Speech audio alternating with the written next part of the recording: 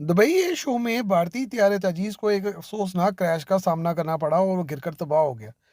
Pilot इस हादसे में जान की बाजी हार गया और ज़ाहिरी तौर पर यह महसूस होता है कि त्यारा मनूवर के दरमियान नीचे डाइव करके दोबारा उठने की कोशिश करने में नाकाम रहा, जो ज़ाहिर है ये तासुर देता है कि या तो त्यारे का सिस्टम फेल हो गया या पायलट जो है वो शदीद स्ट्रेस में था या वो हैंडल नहीं कर पाया और त्यारा जो है वो नीचे से ऊपर उठ ही नहीं सका।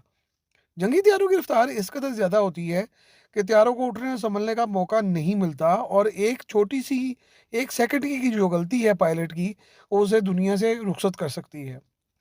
दुबई एयर शो में शरीक होने वाले 200 ममालक के 200 मुख्तलिफ त्यारे उस वक्त वहाँ पे खड़े थे और ये एक इंतहाई ख़तरनाक सीन भी था, क्योंकि अगर ये त्यारा कहीं किसी साइड पे त्यारों की साइड पे गिर जाता तो बहुत बड़ा डिजास्टर्स भी हो सकता था। इस साल ताजीज़ की जो साख्त है उसका ये दूसरा हादसा है। एक भारत में हुआ था और ये दूसरा ये हुआ है और प्रवास के दौरान में 2 दफ़ा ये हो चुका है कि ताजीज़ के जो फ्यूल टैंक हैं उनके साइड्स जो हैं वो गिर चुकी हैं, जैसा कि यहाँ पे भी हुआ है। इसलिए जो सूरत हाल भारत में है वो बहुत ज़्यादा जो है वो गम-ओ-गुस्से की है। भारत का सोशल मीडिया जो है वो इससे बहुत जो है वो बरहम है कि ये हादसा क्यों पेश आया और वहाँ पे तो अब ये बातें भी होने लगी हैं कि इस प्रोजेक्ट को बंद कर देना चाहिए। यकीनन वो इस बात में हक बा जानब है। 1983 में शुरू होने वाला ये जो प्रोग्राम था LCA हल्का लड़ाका त्यारा जो प्रोजेक्ट उन्होंने शुरू किया था, 2007 तक ये त्यारा पहली परवाज़ ही नहीं कर सका था। 2014 से लेकर 2021 के दौरान में चंद त्यारे ही भारतीय एयरफोर्स के लिए बनाए जा सके जिन्हें भारतीय एयरफोर्स ने रिजेक्ट कर दिया था। नेवल वर्जन तो फौरी तौर पर ही रिजेक्ट कर दी गई थी और उसे फील्ड ट्रायल में मुकम्मल तौर पर नाकाम करार दे दिया गया था। कई साल तक तो यही डिसाइड नहीं हो सका कि इसमें इस त्यारे में कौन सा इंजन लगेगा, कौन सा रडार लगेगा, कौन से एवियोनिक्स होंगे। ये पैरामीटर ही पूरे नहीं हो सके।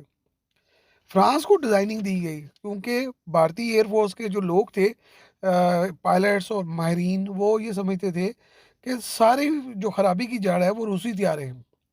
फ्रांसीसी मिलाद होता जब इंडियन एयरफोर्स का हिस्सा बने तो उनको ये त्यारे बहुत ज़्यादा पसंद आए और ताजीज़ के जो इब्तदाई डिज़ाइन है वो फ्रांसीसी माहिरीन ने तैयार किए थे, इसलिए ये डाल्टा विंग कन्फिग्रेशन पे हैं।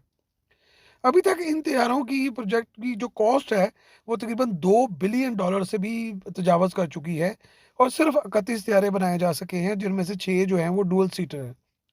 इसमें लगाए गए मुल्की तौर पर कैवरी इंजन पर अलहदा से $280 मिलियन का खर्चा हो चुका है और ताजीज़ को ताजीज़ MK1 और ताजीज़ को ताजीज़ MK1A बनाने में भी $160 मिलियन का अलहदा से खर्चा हुआ है। तो आप ये यकीनन अंदाज़ा कर सकते हैं कि इंडिया के लोग इस सारे मामले से किस कदर नाराज़ हैं। पाकिस्तान से जंग हारना, हथियारों का गिरना और पिछले 2-3 हफ्तों के अंदर-अंदर जो ये है, चौथा हथियारा जो है वो भारतीय एयरफोर्स का गिरकर तबाह हुआ है। भारतीय एयरफोर्स और हिंदुस्तान एरोनॉटिक्स वाले हमेशा रूसी टेक्नोलॉजी को ही दोषी ठहराते थे कि ये जो टेक्नोलॉजी है वो आउटडेटेड है। लेकिन हकीकत ये है कि वक्त ने ये साबित किया है कि रूसी तैयारों ने भारतीय फ़ज़ाइया को कामयाब बनाया हुआ था और उसका भरम रखा हुआ था और ये जब से वो तैयारे जो हैं इनकी एयरफोर्स से फ़ारिग हुए हैं, इंडिया की एयरफोर्स ज़मीन पर आ गई है और वो उड़ने के काबिल ही नज़र नहीं आती। दूसरी तरफ अगर चीन की मिसाल ली जाए तो वो वही ट्रैक रिकॉर्ड है, वही मुल्क है जिसने टेक्नोलॉजी दी थी और वही मुल्क है जिसने रूस के साथ मिलकर गुजारा किया। आज चीन की टेक्नोलॉजी दुनिया में छाई हुई है और खुद चीन की टेक्नोलॉजी जो है अब रूस को जो है वो चैलेंज कर रही है। लेकिन ये एक बड़ा अहम सवाल है कि भारत की प्राइवेट जो कंपनी है वो F-16 वाइपर तैयारों के जो विंग्स बना रही हैं, अपाची हेलीकॉप्टर के फ्यूज़ेलाज बनाए जा रहे हैं। मुस्तकबिल में फ्रांस जो है वो राफ़ेल तैयारों के फ्यूज़ेलाज भी इंडिया में बनाने का ख्वाहिशमंद है। फ्रांस की एक कंपनी सेफ्रॉन जो है वो बड़े अरसे से इंडिया में काम कर रही है। तो ये एक बहुत बड़ा सवाल है कि यहाँ वो और टेक्नोलॉजी है, यहाँ भारतीय पॉलिसी साज़ इस पर गौर करने में कामयाब नहीं हो सके कि उनके जो सरकारी सेक्टर में अदारे हैं, वो शदीद तरीन करप्शन का शिकार होकर इस तरह के रिज़ल्ट ला रहे हैं।